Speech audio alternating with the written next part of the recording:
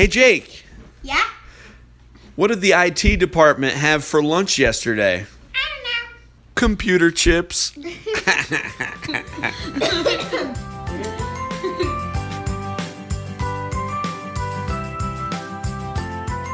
Hello, everyone, and welcome to Engage, a family gaming podcast. This is episode 165, and I am your host, Steven Dutzman. As always, this is the official video game and board game podcast for EngageFamilyGaming.com. EFG is a website where parents like myself and my co-hosts come together to make sure everyone has the information they need to get their family game on. This week, it's another quiet week. We're recovering from a little bit of time at New York Toy Fair. I'm here with my very best friend, Amanda Farrow. How are you? I'm good. I had a ton of fun at New York Toy Fair. It was my first time. I know. I was, it was your first, toy fair, but, you know the drill at professional shows more than anybody else. Trade shows are not you're not new to those. So I am not. Did it buck some of your expectations from other shows? Was it super different, super similar? I'm interested to hear. It was a much different show than what I'm used to in the best way. It was very well organized. It wasn't busy. It was definitely focused on a more professional angle, so it made it easy for me to move through appointments fairly quickly, and everything was very efficient and effective, and no one was moving the press out of the way for an influencer or anything like that. And that happens a lot at places like E3 and at PAX and stuff, where Sure. press will get bumped for influencers, and that's fine. That's sometimes just the way it goes. It was nice that as a member of the press, it was easier for me to get through my interviews, and everybody was really excited to talk to me. So that was great. I really enjoyed that. I enjoyed being like a mini celebrity. Yeah, they really, I'm with you on that. I mean, they really do, outside of a weird line at the beginning of the day, which I had never had, to get my press badge. Oh. They really do make it a point. This is all about press, and it is all about buyers. The only time I've ever, I think this is my fourth toy fair, maybe fifth. The only time I've ever really been bumped was by Walmart. Because if Walmart comes in, You gonna get out of the way. Yeah, number one, you're going to get out of the way. And the large part of that is because there's 50 of them. That's fair. They're a lot of people with their personal assistants, interns, I don't know. But there are people pulling their luggage with the clipboards. Oh, sure. And then a bunch of suits. And they just take over a booth. And you leave. If you have an appointment and Walmart just happens to walk by, You're done. you just have to just leave. And I don't mind because I get it. That's Walmart. Yeah, for sure. Especially at the smaller booths. If Walmart sees your stuff and wants it, that changes your life, especially if you're a smaller inventor. So I get it. Yeah. So we're going to talk more about Toy Fair next week. Yes. When Linda is back. We did a brief, 25-minute or so episode on the drive home. We talked about Linda. We talked with Linda about her first experience. This was her first, quote unquote, big convention as press. We had exhibitor passes at the first PAX Unplugged, and she's gone to the Boston Festival of Independent Games. But this was the first time where it was all right, it's time to gear up and go into the trenches. She did remarkably well. She did not have a panic attack or anything like that, and she kept me on task, which is remarkably difficult, as you have started to learn now that we work together a little bit more.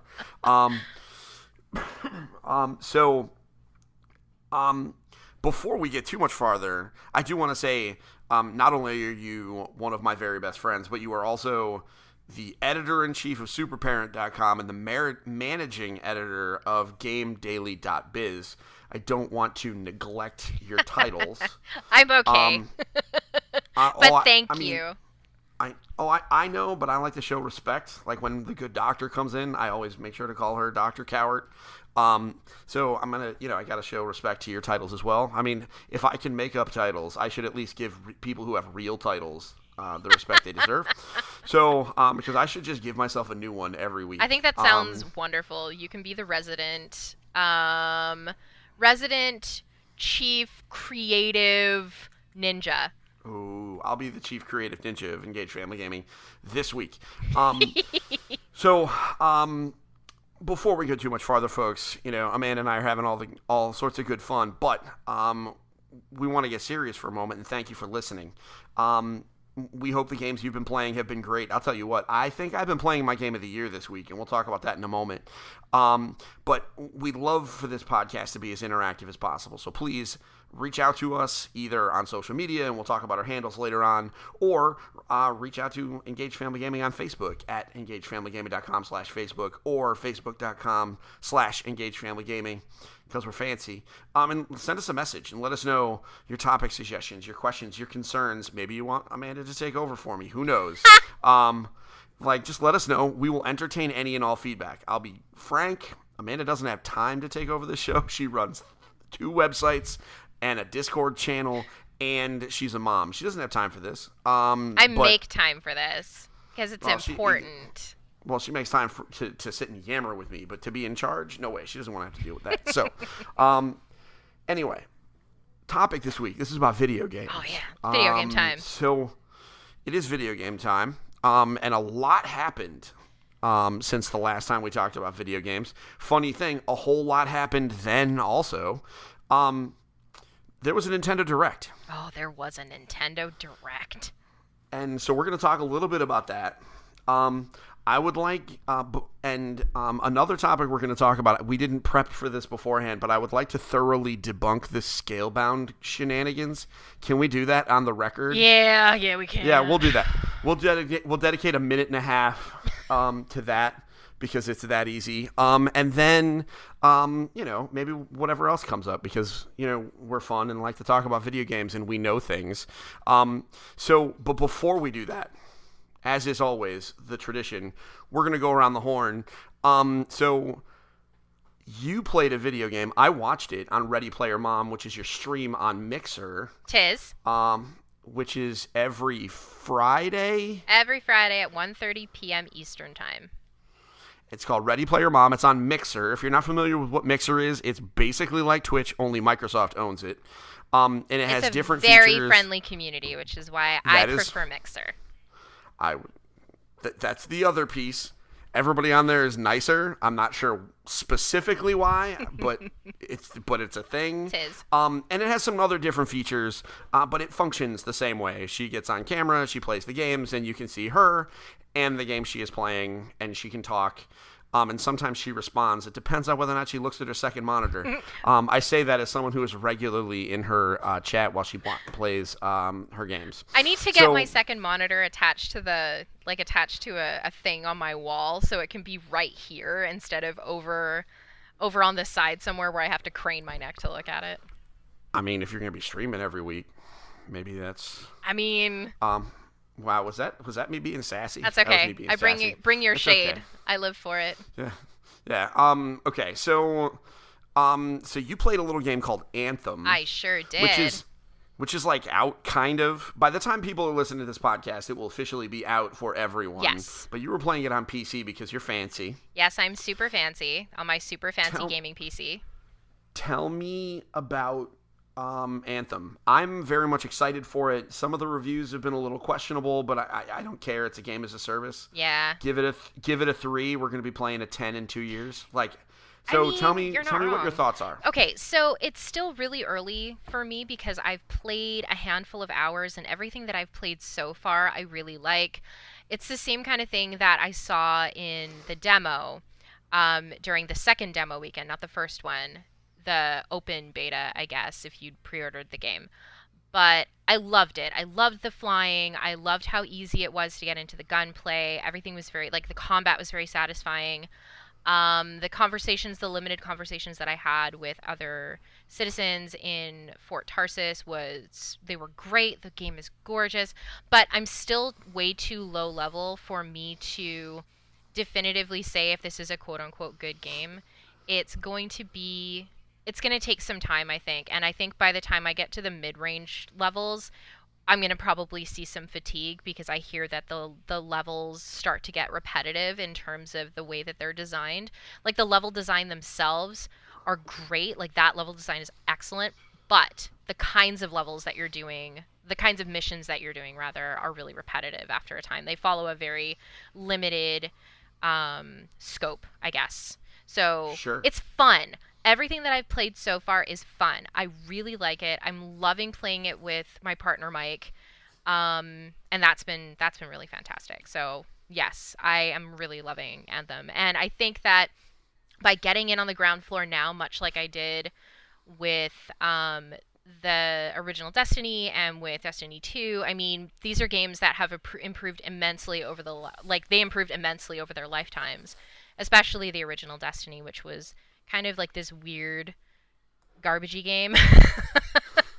And it evolved into this really, really immersive and beautiful world that had great storytelling. And BioWare doesn't lack in storytelling in the same way that like Destiny and even I mean Destiny 2 was great when it first came out. It just became better and better as the more patches came out, and now Destiny 2 Forsaken. So yeah, it's a game as a service, man. I mean these live games, they change, they evolve, they grow. I mean, I'm happy to take a chance on it. And that's partly because I'm a huge BioWare fan. Sure. I mean, for anyone, I mean, this is when I think about these games. I played Destiny for a little bit too. Destiny 2 specifically. Shout out to Activision for sending us the game. They scared my wife, by the way, because they sent it in this giant box. She thought they gave us a PlayStation. I was like, honey, no, they didn't do that. It did come with a solar powered phone charger, though. That was a little weird. That's kind of fun. That looked like a rocket launcher. Because Destiny. I mean, the one thing that I have for perspective, and you have, I'm sure too, and that a lot of folks don't think about is, like, this model was really built by World of Warcraft. Yeah, this loop is very similar. Yeah, World of Warcraft was hot trash when it came out. And it was fun hot trash, but it was hot trash. Of course, and same as Destiny 1, and same as The Division, and same as like these games are all they're all like quote unquote good, right? They are. However, they're decent games. But they are a shell of what they will become, and part of that's because when you're designing game and developing a game as a service, a game that's going to be around forever theoretically, you're like. That changes project management. It does. Because it takes the finished point and pushes it out to infinity, because the game's never actually going to be finished. You're always going to be working on it. So that means there are systems that they're just going to that are very easy to say, oh, it's fine, we're not going to work on this now. Now, I mean, it's super easy for me to say from like the outside, but you know what I mean. Sure. Right? Like there's certain things where they have the luxury of putting it out later and pushing out features. And the other piece that we have to deal with Anthem is they're a game coming out in the spring or late winter, and they're owned by Electronic Arts, who would not allow them to delay this game. This had to come out before the end of March. Yeah. So we're getting what we're getting. And I think that's fine. And I think that the way that they've structured monetization within the game, because this is a game that does have microtransactions for cosmetics only. It doesn't, they didn't go the Battlefront 2 original route where, it was going to affect gameplay. I think EA really did learn their lesson there, and I think BioWare really would have pushed back regardless. So these microtransactions they're holistic and you don't need them. Like, they're fun and cool and interesting, but you can also earn them. So, and it rewards you for playing with your friends, which is great. So you earn gold for playing with your buddies and grouping up together and doing activities together in the game, including free play. So, and that's like apparently the best place to earn the high level mats and the high level gear that you need in order to build your best possible javelin. So obviously I'm nowhere near end game. I'm nowhere even near mid level at that, like mid game at this point. It's a lot of introductory stuff, but it's been such a treat for me to go from really lukewarm on this game to not hype, but really satisfied. Like, I am satisfied with this game. I'm not I'm not coming out and saying like critically this is an incredible game, or anything like that because I'm not.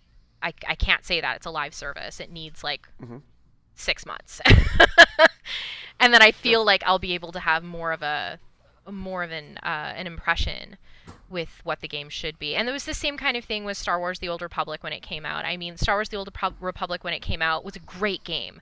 It was a ton of fun. It was great storytelling, but it was also an MMO and it needed time to really like bake a little further in the oven. And by the time I left Star Wars The Old Republic and I'd finished all the story, it was an exceptional MMO. So, that's it's the BioWare live service approach, I think. So I think that they're going to just end up, Go on. I think that they're probably going to end up taking the very Ubisoft route of, pouring more money and more resources into the experience. Pouring more money and resources into the experience to make sure that it's the best it can be. But they also have, it's not getting panned critically, but people are really, critics have been really lukewarm on it so far, it's too bad. But, I mean, there's nothing really you can do about it. It's a live service. It'll improve. Yeah, this is just part of the drill. What'd you play this week? Man, let me tell you. Please do tell me. Okay, Amanda. So, I played Tetris 99. Oh my god, tell me everything. I'm so fascinated by this game, but I haven't played it yet. Okay, so we're going to talk about all the details of the Nintendo Direct after this. Yes. However, one of the games announced during the Nintendo Direct was a free game as part of the Nintendo Online service, Tetris 99, which for all intents and purposes is Tetris Battle Royale. Tetris Royale. Which is really funny because Andrew Reiner, the editor-in-chief of Game Informer magazine, like a year ago, tweeted out, "Hey guys, what about Tetris Battle Royale?" And then he retweeted himself last week because he was like, "Hey, I called it." And you know what? Listen, if I had such a called shot, I would retweet the hell out of myself. Yeah, I would definitely be retweeting myself. It's okay. So here's how Tetris works. Basically,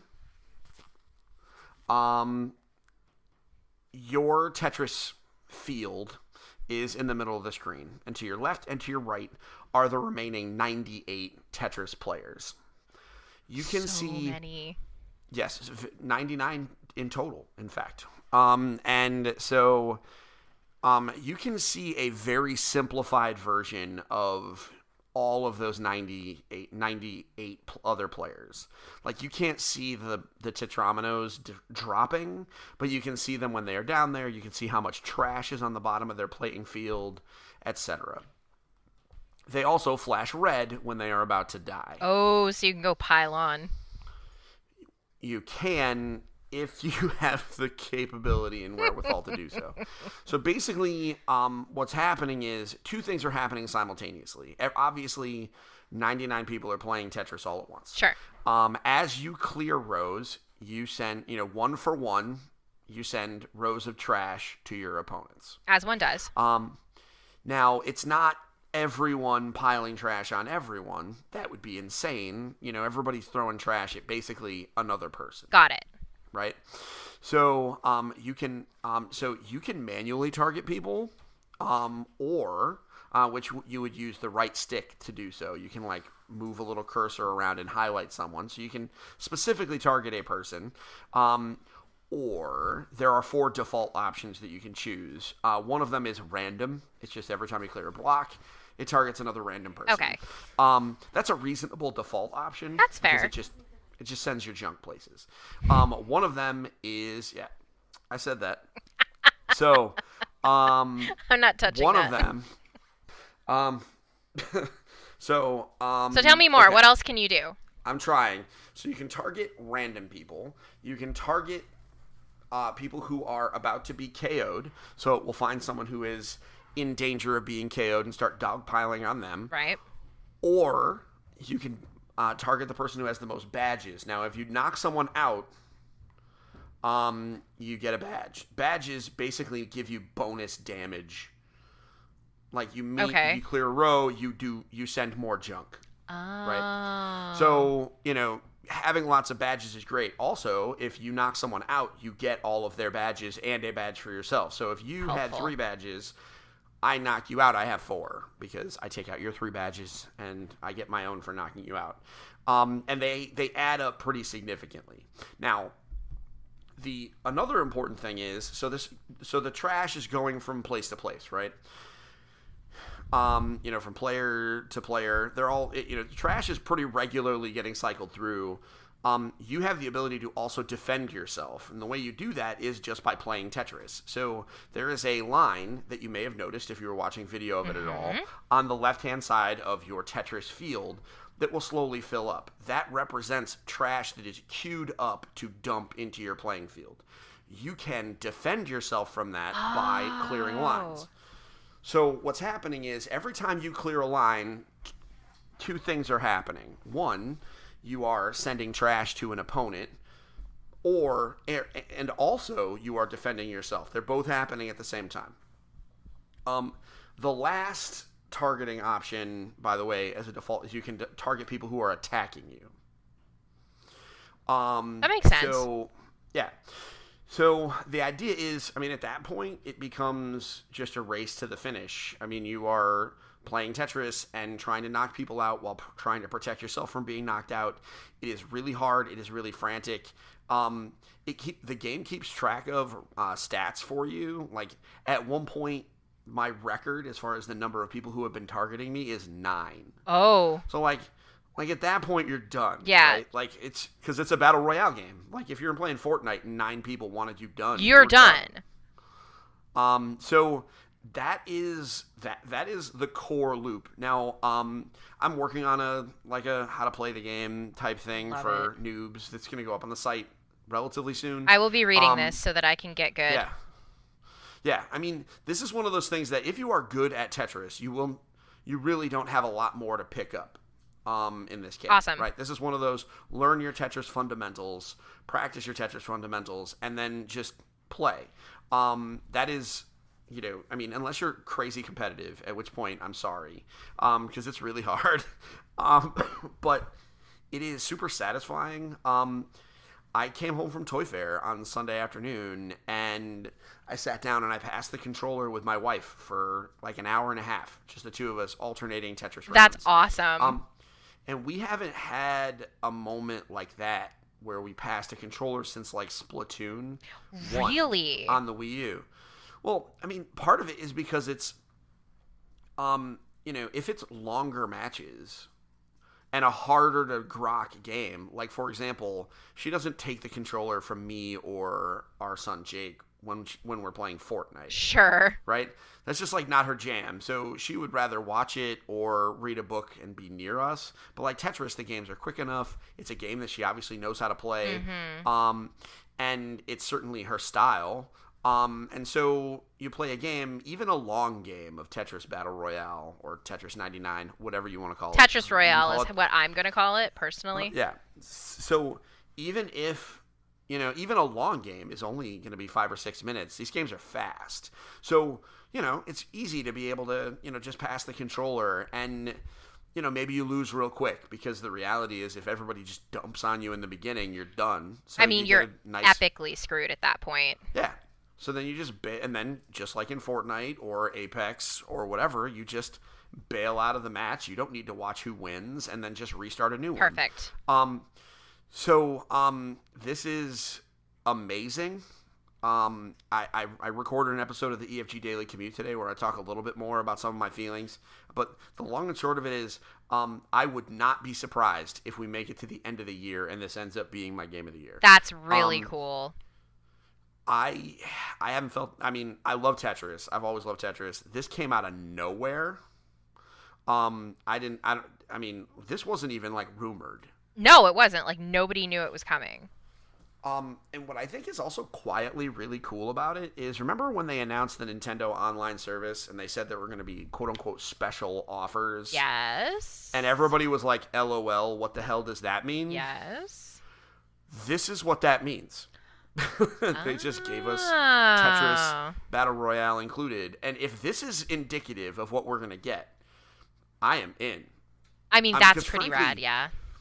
Tetris 99 is worth the price of admission by itself. So it's $20 to play Tetris 99 for a year. Oh, and by the way, you also get to play all your other Nintendo Online games, and also you get access to these NES games. I mean, who cares? If they said that Tetris 99 was $20, I would have paid it without thinking about it.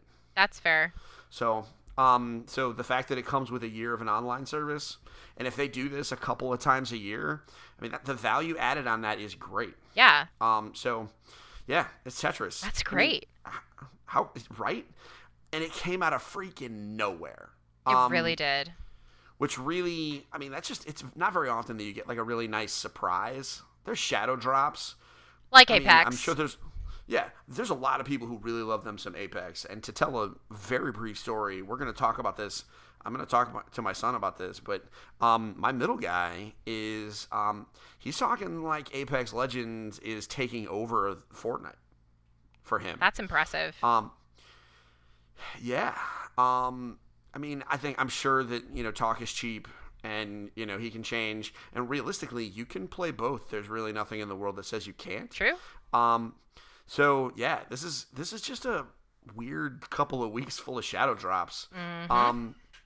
So yeah, if you have a Switch and you have already paid for the Nintendo Switch Online, I highly encourage you to download Tetris 99. The other good news is it's such a small download size. Mm-hmm. This game is so tiny.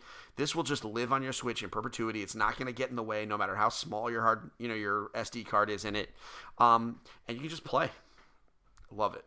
That's really great. That's heartening to me. I know that Mike was talking about Tetris 99, and I was like, that sounds like the most bonkers game ever. I have it downloaded. I just haven't gotten around to playing it because I was also playing Yoshi's Crafted World instead. Ooh. All right, so now I need to hear about this. That was a good segue. It's like you're a professional. Can you tell me about Yoshi's Crafted World? Yes, it's our final little section of Around the Horn. Yes, because this was also a thing that came out, like the demo came out during the Nintendo Direct. So,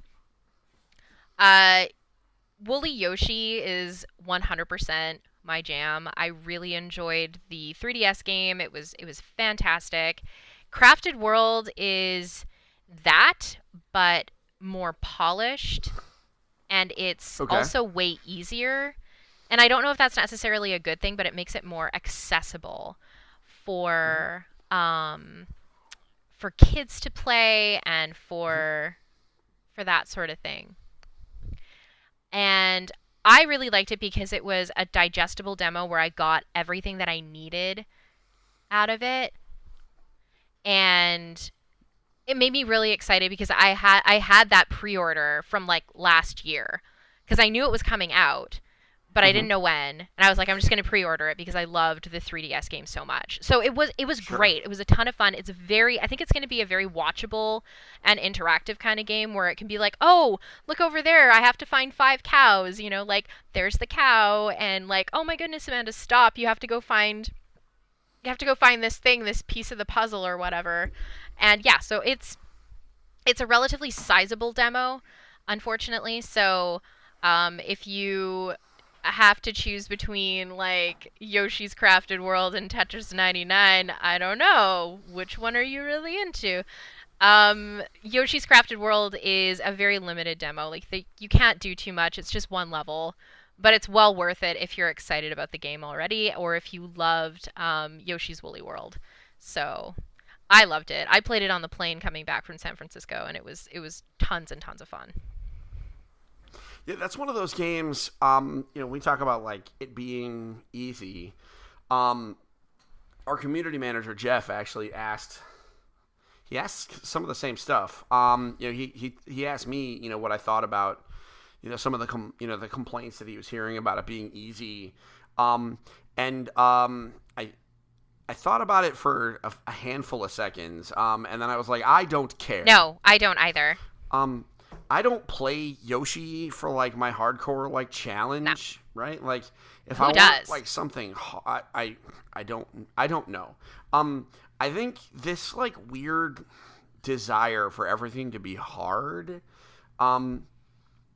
It's just like not every game is for everyone. And I think that people need to save themselves $60. Like if Nintendo was like, listen, this game is super easy, you don't need to buy it. No. Like, and I think that here's what that means. That means you can spend $60 on like, I mean, you want hard, go buy some of the other really incredibly difficult games. Go buy Souls. If you're gonna, if you really want something very difficult on your Switch, go buy Souls. Seriously. Yeah. Because that'll just beat you up for many hours. Yeah. I mean, they put Salt and Sanctuary on the Switch. Also a very punishing also really game. Hard. Yeah. There's a number of like punishing games. Hollow Knight's very punishing. It's a deeply challenging game. Dead Cells, Lots of Or play Civilization 6 on the hardest difficulty level and let Gandhi nuke you over and over again if that's how you want to do. That just sounds like a Tuesday to me.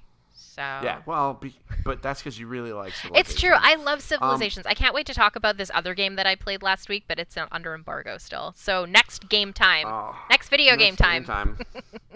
Yeah, man, I have so many embargoes to keep track. How do we do it? Spreadsheets. Do you have a written calendar? Spreadsheets. Yeah, all right. I just pray. But your stuff is probably a little bit more embargo-ier than mine. All right. So that is Around the Horn. Not bad. We talked about Anthem. We talked a little bit about Tetris 99. And then we snuck in a little bit of Yoshi's Crafted World. Yeah. Which Yoshi's Crafted World is coming on us fast. That's next month. It's next month. Yeah. So how about, my good friend, let's take a little break. Let's do it. And then we'll come back, and then we're going to do a rundown of some of the news from the Nintendo Direct, courtesy of a little site you might have heard of called superparent.com. Woohoo! I know them. You might have heard about them. Yeah, because it's yours. That's my site. All right, folks. We'll be back in a minute, folks.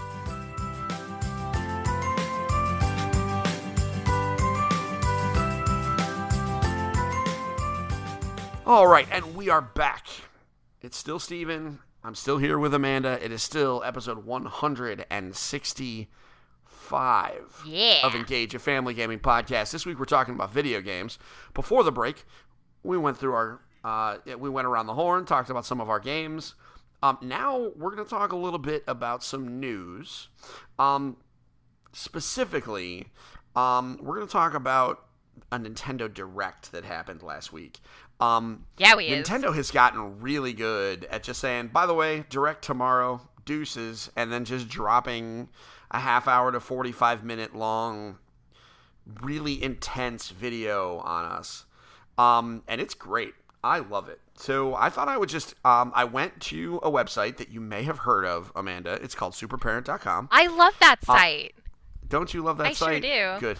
Yeah, so I'm just going to go right from the top, and we'll talk very briefly about some of the games, and we'll go through some of what I think are the super relevant announcements. Sound good? That sounds perfect. All right, so they opened it up with Super Mario Maker 2, and I mean, when you watched the video, when I saw that, my initial reaction was, oh wow, Super Nintendo games on Nintendo Online. That's what I thought too originally. And then all of a sudden he jumped over a thing, and I was like, oh, that's not in Super Mario World. No. Super Mario Maker 2, this was a great decision. I mean, finally they brought Super Mario Maker over. One of the best-selling games on the Wii U, finally making its way. Great game on the DS as well. I never played it on the DS. Is it so it's good? Small. That's the only thing, is that it's very small. And my youngest son really, really enjoyed playing Super Mario Maker on his 2DS, so his original Nintendo 2DS. So he loved it. I am unbelievably psyched for this game for him specifically. It's not really a game that I would spend a ton of time in, but I can see the potential for creativity, for kids especially getting super into it and sharing levels and doing things that they do with like, oh my goodness, what is the game? Geometry Dash, I think. Geometry Dash is a mobile game that kids share levels with and stuff like that. And I think that this could be super cool and they'd be able to share levels with each other. So yes, very, very cool game. Such a great Switch title. I'm supremely excited for my son, especially. I'm with you. Over time, because our Wii U is still plugged in. Ours and is it's actually, too. I mean, it's hard to justify unplugging it. I mean, it doesn't hurt that it has Netflix and a tablet, so it's like a backup. You're right. To the backup, to the backup, to the backup. But also, our daughter loves her some Super Mario Maker. She'll just sit there and she'll just make a platform and have Mario jump on it, and like it's kind of asinine stuff. But the reality is, it is Legos basically. Exactly. She's not creating levels so much as she is just kind of experimenting with all the different building blocks that are on there. Awesome. What it really, the way she uses it, and this is gonna date me, but compared to you, it reminds me of the way that my brother and I used to play with Mario Paint. Mario Paint was great. Yes. Yeah, but I played it when I was in like middle school. Okay, well, because I'm an old man. In my defense, we didn't have middle school, so. Oh, that's right. Because you were in Canada, you just had hockey camp basically. That's pretty much exactly what happened until about high school. When we lived in our igloos and rode our polar bears to school. That was how we did things. I understand. And did maple syrup shots. Exactly. That sounds bad. Nailed it. So everything about that sounds great, except for the fact that hockey stresses me out and maple syrup shots sound really gross. Both of those things are lovely. Listen, the concept of hockey sounds great. It just stresses me out because every time I watch it, I'm just always freaking out. I yell at the TV like an old man. I'm always freaking out. I tried to play fantasy hockey one year. Oh, I won't do that. Because I have some friends who have had a fantasy hockey league for like 10 years, and they had an open slot, and I was like, oh man, I'm so in. I love fantasy sports. Because truth be told, you and I don't think we've been very close during a fantasy football season. We have not. I play a lot of fantasy football. Oh. And so, I tried to do the fantasy hockey thing. It does not help. Playing fantasy sports when you don't know anyone's name, really hard. I would imagine so. Spoiler alert. Anyway, so, and I don't think you'd like any of my friends, those friends anyway. They're Bruins fans. So, No.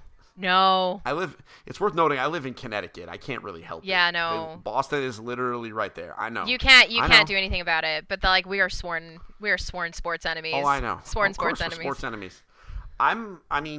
If it helps, I really am scared by the dudes with knives on their feet. So that's fair. Okay, so Mario Paint. So Mario Paint. So that's it.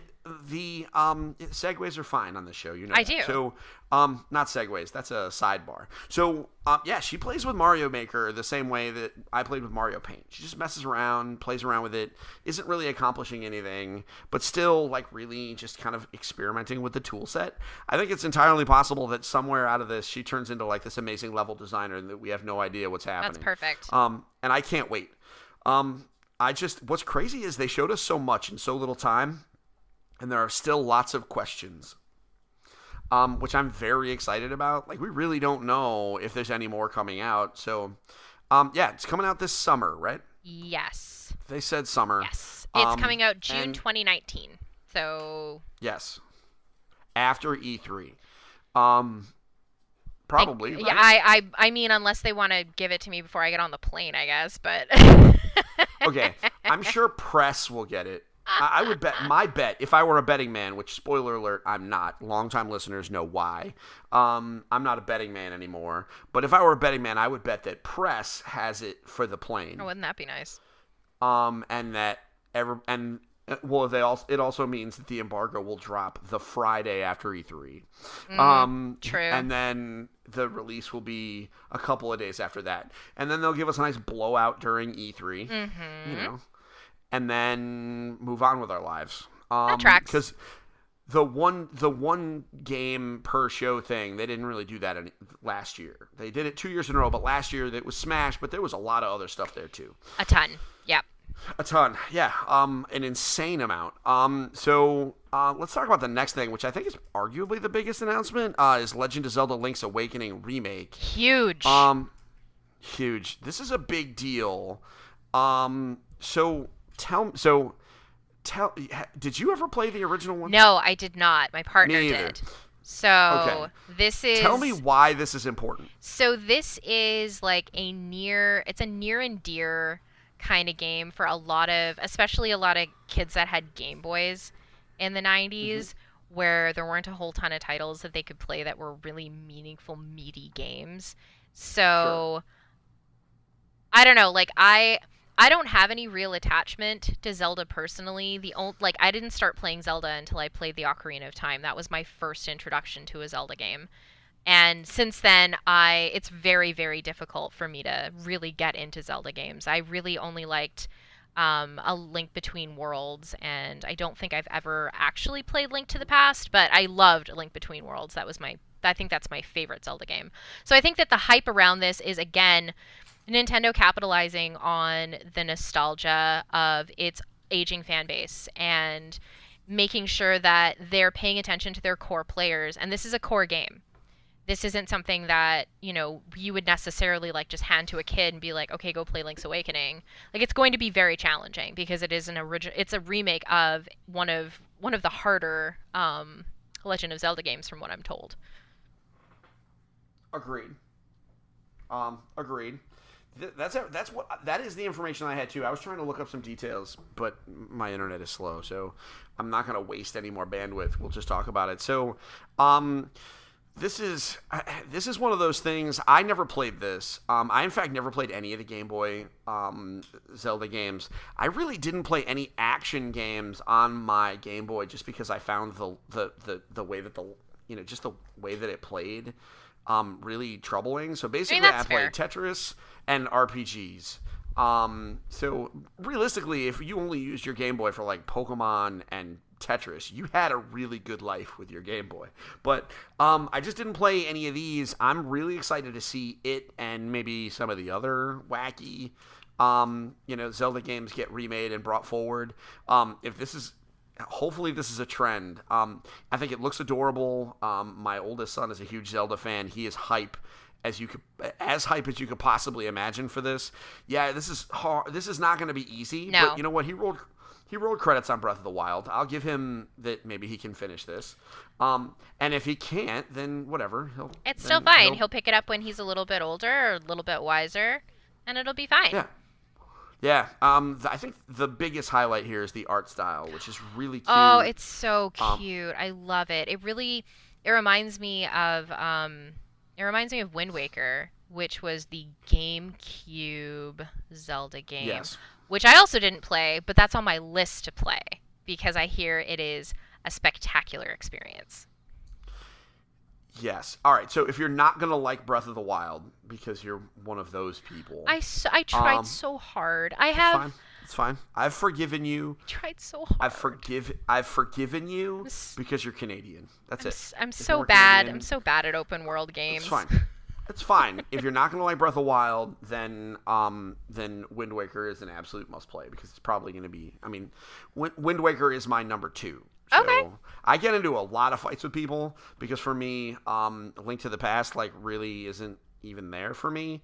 I played Link Between Worlds, really liked it. Frankly, if you like Link Between Worlds, Link to the Past is arguably the same game. It's more linear. They're both great games. I mean, here's the thing: a bad Zelda game is still really darn good. I mean, that's fair. Unless it's 2. I hear 2 is the one that everybody dislikes with a brutal vehemence. Not everybody, but it definitely is very different. And so I would love them to remake 2. Ooh, that's a zesty take. I think that has some of the biggest. I think that has some of the most potential for like recapturing the audience. Like take the basic core concepts and really go for it. Okay. What I really want them to do is take the Satellaview, the thing that they put in Japan, which is Legend of Zelda 1 with Link to the Past graphics, more or less, and just make that and let us play it. I don't know why they haven't done that. But I think 2 has a lot of potential. Okay. Like it is not my favorite. However, it's an almost blank canvas because it was like a really ambitious NES game. Like, there's lots of room to fix that. But in the meantime, we all get to look forward to Legend of Zelda: Link's Awakening later on in 2019. Absolutely. So there's no release date yet. But on Super Parent, what we are saying is if you did love the open 3D world of The Legend of Zelda Breath of the Wild, this is your chance to try Zelda in 2D on a modern console. So it's definitely, if nothing else, it's definitely worth taking a look at. Going and looking at the trailer, I think, could get you incredibly hype. It's what got me incredibly hype. And like I said, I don't have any particular connection to Zelda, and I was like, I'll play this. This looks great. It's absolutely gorgeous. I love it. Mm-hmm. So next, we'll ignore Tetris 99. The next thing I want to talk about, and I'm sure you're looking at the list too, because it's your website. It is. I want to talk about easily the most.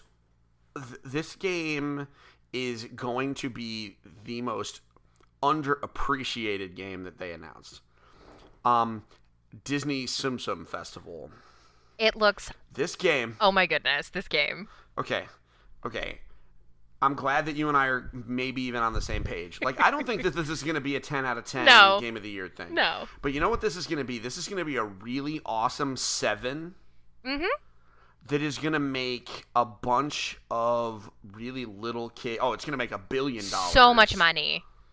And it's going to make, you know what this is going to do? This is like a bunch of like 7 and 8-year-old girls, like really having an amazing Christmas. Absolutely. It's going to be so great for them. The Disney Tsum Tsum festivals, they like the Tsum Tsums themselves. Vivi has a couple of them. She loves them.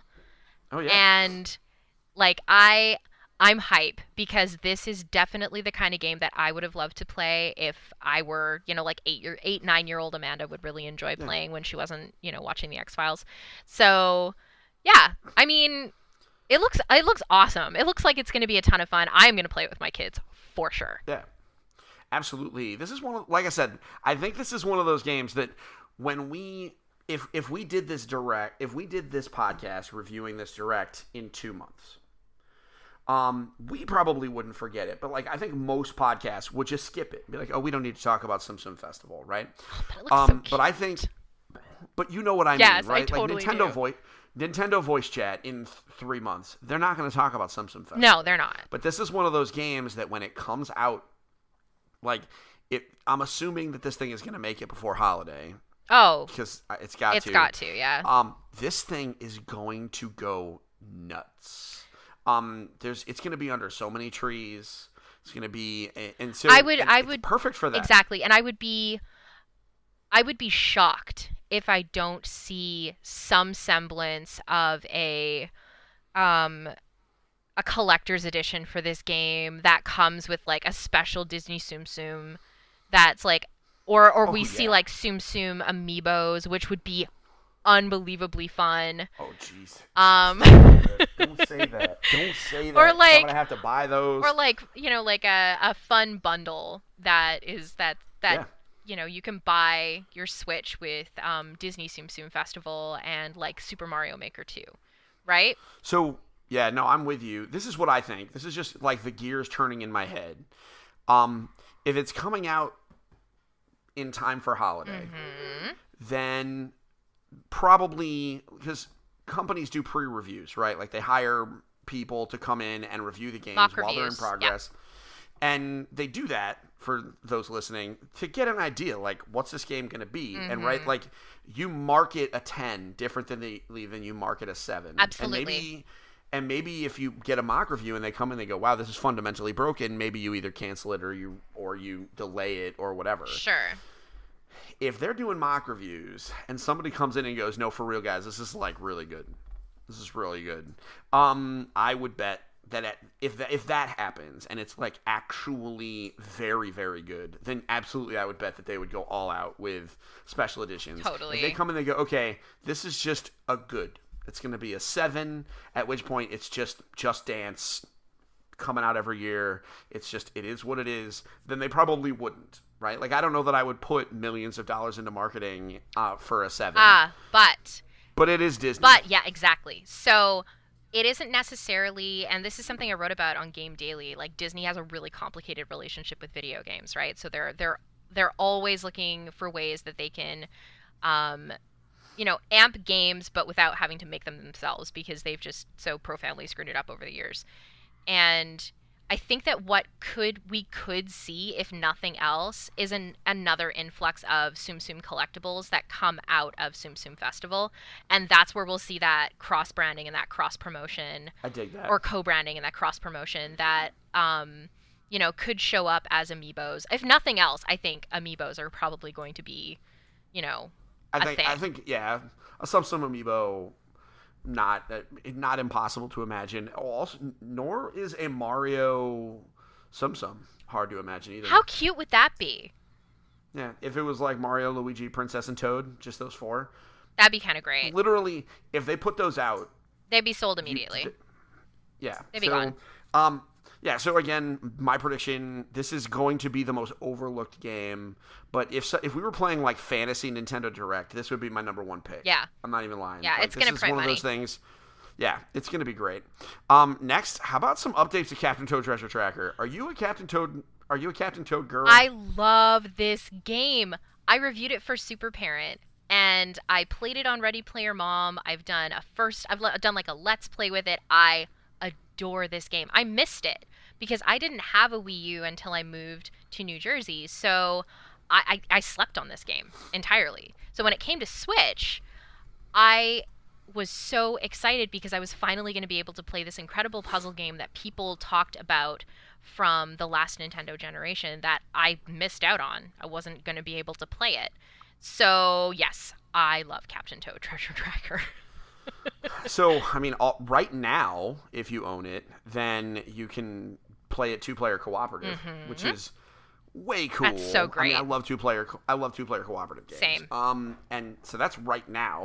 And down the line, they're adding new levels. They are. And new challenges, which, I mean, who would have... All right, if you would have told me that if you had come up to me a month ago and told me that Captain Toad Treasure Tracker was going to get DLC on the Switch before Mario Odyssey, I would have told you that you were stoned out of your mind. But here we are. We live in that world where Captain Toad is getting DLC. We don't know how expensive it's going to be. We don't really know how elaborate it's going to be. But here we are. We're getting it, and they're going to... it's going to happen, and you're going to play it. I am 100% going to play it. Like, that's not even a guess.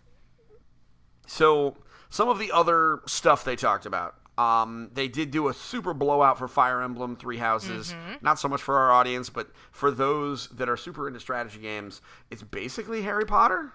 It's going to be great. It's going to be great. Of course it's going to be great.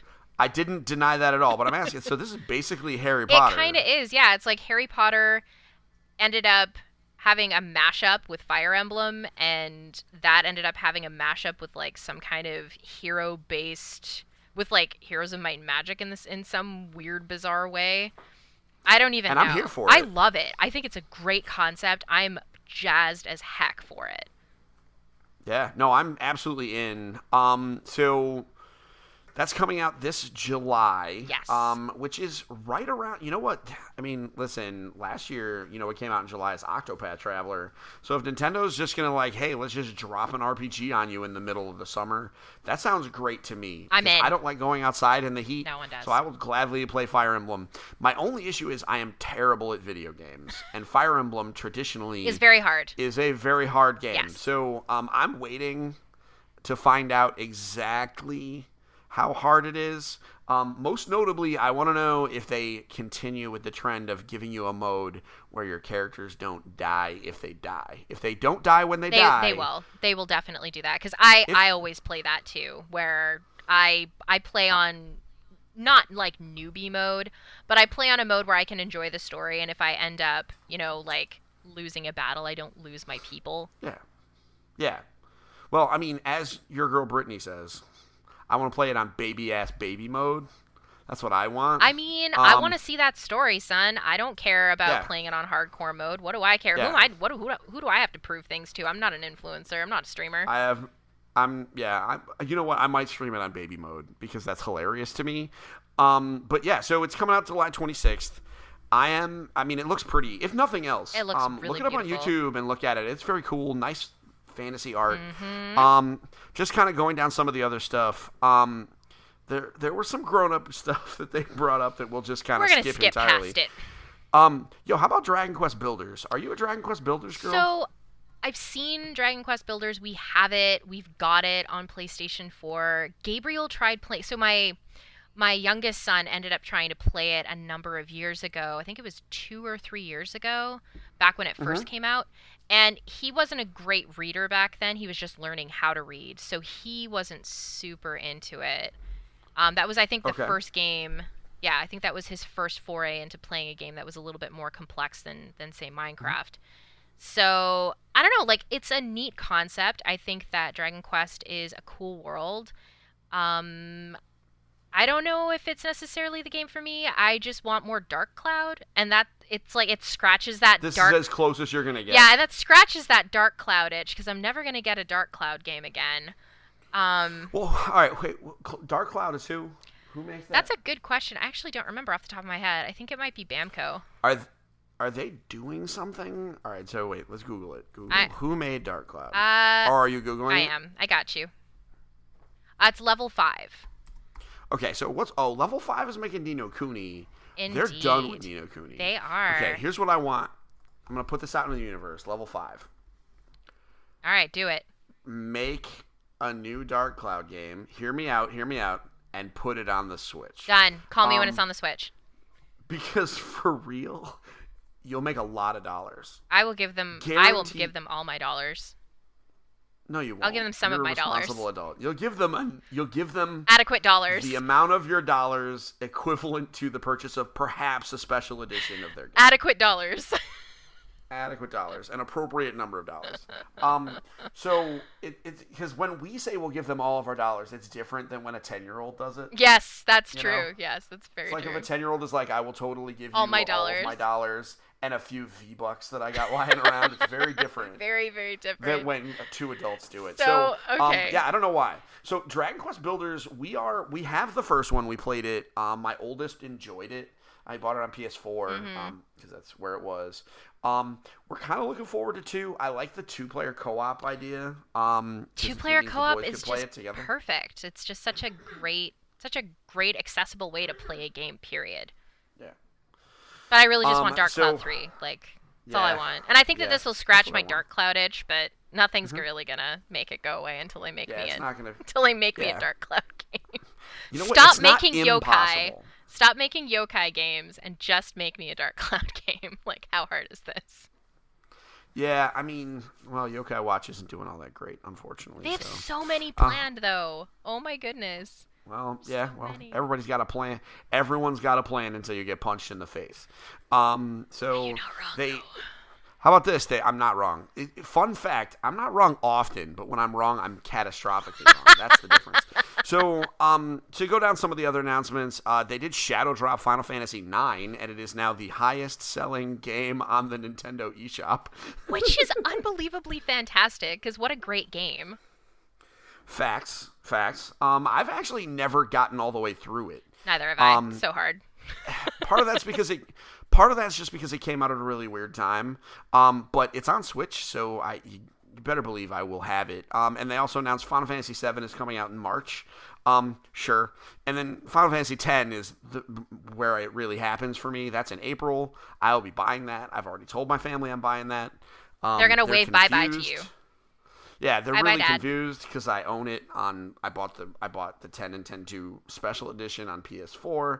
I own it on PS2. I'm gonna buy it on the Switch. I already told them I'm buying it on every system it's ever on. Final Fantasy X is my favorite Final Fantasy game. Full stop. It's not the best Final Fantasy game, but it is the most charming Final Fantasy game. And I cosplayed as Lulu a couple of years ago. That doesn't surprise me in the least. Okay, so, and I mean that as a compliment. Cool. So I love Final Fantasy X as well, and 10-2. Man, those dress spheres, though, I don't care what anybody says. It's such a brilliant way of using a level up scheme. I love it. Yeah. Realistically, if they had called the dress spheres job spheres, no one would have minded. How about that? That's my spicy take. But people would have loved that game. True. they would have, if they weren't called dress fears and they were called job spheres, no one would have said anything. But because it was dress fears, people are like, oh my goodness, Charlie's Angels, the video game. And I'm But like, still actually, sign no, me up. it's not. I'm like, it's not Charlie's Angels, the video game. That happened. And that was very bad. And it was very bad. This is way better than Terrible, Charlie's Angels terrible video game. So anyway, bunch of Final Fantasy stuff. It's crazy that we got, and we still don't have 8. But we know, I mean, at least people have figured out we why. don't have 6.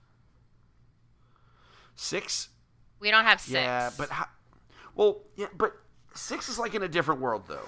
Like, it's because like it's weird that we have 7, 9, 10, 10 to 12, and I'm sure 13 is coming to the Switch. Oh, it's got to be. Like, the 13 trilogy is absolutely coming to the Switch. That's next year.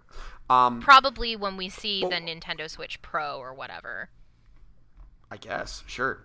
That's the only thing I can think of, is that's the reason why they're holding it in their pocket. Well, either that or they just don't want to do all of them. I mean, they might not be ready yet. But you're right. I mean, there could be a dozen different reasons. But yours is probably just as more right than mine. I'll give you that much credit. So appreciate that. But it's so weird that like 8 isn't coming. But I mean, a lot of it, and I've done the research. A lot the running theory is it's either a rights issue with the song Eyes on Me, because it was one of the first Final Fantasy games to have a vocal track, and the problem is the vocal track is not just the opening movie. No. Like Kingdom Hearts could exist without Simple and Clean. It would be weird, but if they didn't own the rights to Simple and Clean, they could just cut it out, right? Sure. They could just cut it out, or they could just play something else.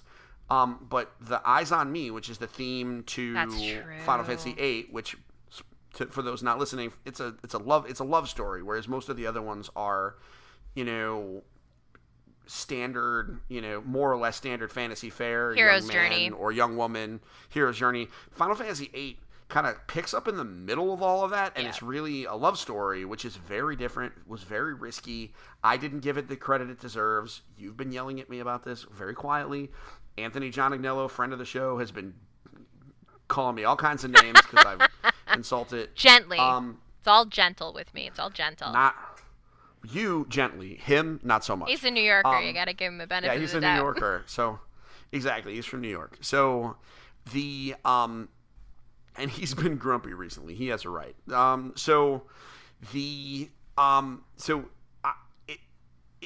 This love song, more or less, plays at parts, and some parts of it are intertwined into like battle themes with bosses, and like it's really hard to remove it. Yeah. The other theory is that they just lost the code. So, I mean, that's... Which is a very Japanese developer PS1 era thing to do. Yeah, that's not... That was far more common and has been far more common than it should be. That one would not surprise me. It would not surprise me given the history of all of the other games that have been lost over the years. So, I mean, if the code base has been lost, you're screwed. Well, they could reverse engineer it, but it would require a team that's bigger than it would take to start over and make it again. And you're not wrong. The question is whether or not that's worth it. Now, I mean, it comes down to, it would be a vanity project to recreate it. It would.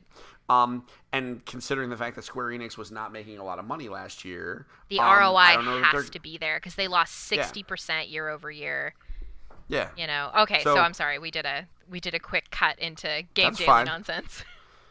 But hey, man, listen, we can do it. I mean, that's just what's so weird about Final Fantasy VIII. I've had a lot of people in our Facebook group talking about it too. It's like, where's 8? Where's 8? And some of it is for completion, and some of it is just because, they love it. Sure. For me, it's a curiosity, and it's because I want to play it again. I mean, I played it in college.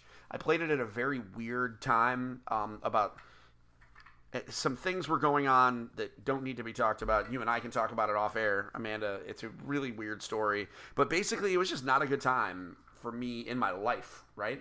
And so I don't really remember it super well. So I want to give it another shot because I did the same thing with Final Fantasy VII when I had surgery the other year. I used to really dislike Final Fantasy VII. And I went back and I revisited it, and I was like, okay, you know what? It's not mine, because everyone has theirs. It's not mine, but I can understand it. And so I really want to give Final Fantasy VIII its moment, because I don't want to say it's a bad game. But we're going to have to wait. But at least in the meantime, somehow Final Fantasy IX is the highest selling game on the Nintendo eShop in 2019. What is this life? How about this? Do you know what game it defeated? Or not defeated, but overtook as the number one game? Well, I think I might know, but Steve, tell me. Wargroove. And you know what was third? This is the weird life we live. What's third? That one I definitely don't know. Smash. The top 3 selling digital games on the Switch right now, or this was as of yesterday, are Final Fantasy IX, followed by Wargroove, followed by Super Smash Bros. Ultimate, which, by the way, I mean, NPD came out today, or is that tomorrow? That'd be today. NPD came out today. I think I have the email. Oh. So, was Smash the number 1 selling game of the month? Let me go check. That was my prediction. Matt Pescatello or whatever on Twitter asked what your prediction was, and I told him that it was that I predicted Smash. How cool! One of my podcast co-hosts gets actual NPD emails. I sure do, but it didn't come out. So tomorrow. It'll be tomorrow. I thought it was supposed to be out today. That's what Matt was saying, but it could be that something happened with just with their stuff. So all good. So, last thing we can talk about, because a lot of rated M stuff, a lot of things with ambiguous ESRB ratings, so we'll like just leave Astral them out Chain, because we're not sure. Like Astral Chain? Yeah, exactly. Astral Chain is just weird. Listen, guys, the trailer is fine. If you want to see some weird stuff, go Google up Astral Chain on YouTube. It looks like weird mech nonsense, but I'm kind of into it. Listen, I love me some weird mech nonsense. I was given permission to buy Transformers shoes by the General. So I can't really get mad. But still, we're going to leave it from now. If it turns out that it's rated T for teen, we'll definitely talk about it. So, but I do want to talk about one last thing. Where is it? Let's talk about Marvel Ultimate Alliance 3. Because that's coming out this summer. This game is going to be so stupid in all the best ways. They confirmed the only real new news that we have is that it's coming out this summer, which is, I think we kind of knew that, but at least we have some confirmation. We know for a fact that there are characters from the Avengers, the X-Men, the Defenders, and the Guardians of the Galaxy, which pretty much covers the entire Marvel universe. It does. Because at the end of the day, everyone is either an Avenger or an X-Man. Or a Guardian. Or a Guardian. The Guardians are getting big. They are. Also. But they also made very certain to show us one Captain Marvel, which makes sense. Movie tie-in. How to make a non-movie tie-in game a movie tie-in game. At least it's not a licensed game. Thank goodness. So, this game is going to be really stupid in all the right ways. It features up to 4-player local co-op. Perfection. Utter, complete perfection. I cannot wait to play through this campaign with my kids. Here's what I am hoping. This is what will make this game perfect for me. Number one, they haven't shown me Vision yet, but he will be. He's an Avenger from the movies, so obviously Vision will be in it. But what's more important to me is Moon Knight. If Moon Knight is in this, perfect game. Perfect game. What character needs to be in this game for you? Are they already in it? I don't think that it's necessarily about the characters for me. For me, it's about the gameplay, because the original Marvel Ultimate Alliance was just an unbelievable, enjoyable romp, and I have such great memories playing this game with my brother and with my dad that I get to share that with my partner, and I get to share that with my kids. That's what I'm most looking forward to. Is I'm not necessarily worried about, like, is my favorite character in there, because I'm not a huge comic book nerd anymore. I mean, if Storm's there again, awesome, because I love Storm. I think she was in one of the 2 trailers. I think so too. I think Storm is in there. Also, how can you put the X-Men in and not Storm? It's just not possible. Anyway, I'd be interested to see what Storm's character looks like in the game instead of which model they which model they end up using, which version of Storm. She's my favorite. I think I played as her a lot in the original Marvel Ultimate Alliance. She was great. great powers, really great synergy with other characters. So that's what I'm most looking forward to, is being able to not just recapture what it felt like to play this game when I was a teenager, but to be able to bring this game to my kids and be like, hey, you guys have been watching the Marvel movies with us. You guys have a connection to these comic book characters that maybe I didn't at this age. How great is it that we get to hang out and sit around on the couch and play this game together? Like 4 players. 4 players. Can we play co-op together at one point? Oh, that is happening. We are going to stream it. It's going to be amazing. Sure, we can do that. I'll participate in Ready Player Mom. Do it. I love having guests on Ready Player Mom. That'll be fine. So yeah, I mean, how about this? There's a bunch of stuff we skipped, and we've been going well beyond our time. We gotta have, yeah. This was a really, really action-packed direct, and we didn't talk about Nintendo, everything. And we didn't talk about everything. That's just some of it, not so much for the families. But this is a great year for Nintendo. It is. That's the closing point. Like, Nintendo is absolutely killing it. And how about this? We didn't talk about everything, but some things that we left off that we didn't skip, because of course we didn't skip them. How about Pokemon Generation 8? Yes. Or Animal Crossing. Yes, and those will be coming in their own directs. Absolutely, those will be doing their own directs. That's what Nintendo's ethos has been, is like, if it's a big game, they're going to do its own breakout Nintendo Direct. I guarantee that we will see in the next Nintendo Direct, especially if Animal Crossing is coming out in the fall, we'll either see it just before E3 or during E3 as its own, big portion of either the big E3 Nintendo Direct or immediately after as its own. Agreed. You know what else that is quietly not getting talked about is Luigi's Mansion 3. Very true. So it's really interesting that, like, they blew the roof off the doors like crazy, and they didn't even bring out the big guns. Like, these are all everything we talked about. We talked about a lot of great games that are really cool. They're going to be the centerpiece of some families gaming for the rest of the year, and we didn't even talk about the games that are actually their flagship games. Yeah, Luigi's Mansion 3. We'll see, but realistically, Animal Crossing and Pokemon are game of the year for some people. Yep, maybe not. So that's going to be, and we haven't even started the Pokemon hype cycle, like. The fact that, when they talk about the starters and their evolutions and the region and they start revealing more Pokemon, like, they haven't even started that marketing cycle. It's absolutely nuts. I thought for sure, but realistically, the Pokemon Company does their own thing. They could do a Pokemon Direct next week, and we'd have to do an emergency episode. We would. I would do this gladly. Just freaking it out, screaming into our microphones. It'd be like Kingdom Hearts 3 all over again. It'd be like that, only like this time, like, our children would be involved. It would be. Because it'd just be a lot of yelling. So much yelling.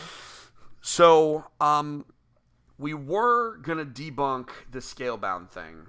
But let's just, rather than go into the details, let's just say, if you're listening to this and you read somewhere on Facebook that Scalebound is coming to the Nintendo Switch, they're wrong. It is not, as a matter of fact. It is in fact not. Without shenanigans, barring shenanigans. Barring actual... like the trademark being sold or whatever being picked up legally. You can't just like, oh my goodness, the trademark lapsed and therefore I have it. Well, no, that's not how law works. So that's not how IP law works. I'm not an expert by any stretch of the imagination. That's why I have so many lawyers in my back pocket that I get comments from for Game Daily. But Scalebound, for those of you that don't know, was supposed to be an Xbox One exclusive, and it was canceled in 2017. So there have been rumors about it coming back for the Nintendo Switch. But maybe we can just pay attention to Astral Chain instead. Yeah. I mean, yeah. That's kind of how I'm feeling about the whole thing. It's like, did you guys just not see Astral Chain? Like, why are you looking for Scalebound when Astral Chain is literally right there? Also, like, man, listen, I want to play it too, but, like, sometimes things just gotta die. Also, it could just turn out that it wasn't a very good game. It wasn't very fun. It's okay. Yeah. Microsoft wouldn't have canceled it if it was good. They just put out Crackdown 3. Okay. I have Shots literally fired? nothing. Was that I have shots fired? literally nothing to say about this because I. Was that shots No. fired? That was shots. That was a little bit of shots No, fired. I for don't me. think so. I think that Oh. I just don't. I'm not the person to talk to about Crackdown because I just don't know the game at all. Yeah. Well, I trust the people that reviewed it, and they all said in general that it wasn't all that great. And so It's listen, stupid fun, but that's it. But that's it. Yeah, and Scalebound was supposed to be something a little bit more than that. Yeah. So, folks, all right, everybody, this has been episode 165 of Engage, a family gaming podcast. I hope you enjoyed listening as much as Amanda and I enjoyed recording it. Mainly because that means you enjoyed it an awful lot. We are going to be back next week to talk about board games. Specifically, I think we're going to wrap up a little bit and have a more detailed discussion about some of the stuff that we played and saw at New York Toy Fair. Mm-hmm. I'm hoping maybe some embargoes will lift because, man, some of the embargoes that I'm sitting behind, I would love to be able to talk about these things, but maybe not. I don't know. We'll give it a couple of weeks to percolate. Yeah. But in the meantime, I need you to do me a favor. I have 2 asks, and that's it. Number 1, everyone listening to this show knows someone who needs to hear this podcast. They may not know they need to hear this podcast. That's totally cool. The favor that I am asking is that you put a link to this podcast in front of them. Send them smoke signals, text them, write it on a note. I don't know. Just do it. Get it in front of them because a bigger audience means more access for us, which means a better show for you. My last one, and this is actually a big one, is if you don't know anyone who needs to hear this podcast, the biggest way you can help us is actually review the podcast. Go on over to whatever podcast service you listen to us on, or multiple if you happen to have access to multiple podcast services, and review us. This is just the way the algorithm is tricked. Even a bad review, which please don't give us bad reviews, but even a bad or mediocre review is still a review. It is still an interaction, and more reviews tell Apple and Google, etc., that people are listening, which means they will recommend us to more people. True.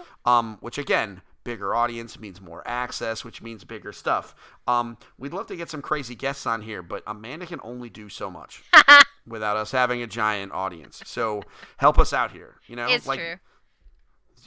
I mean, who knows what we could do. So I do hope that you guys have a wonderful week. We're going to see you next week, like I said, for board game time. But until then, don't forget to get your family game on. We'll see you next week. Bye. Bye.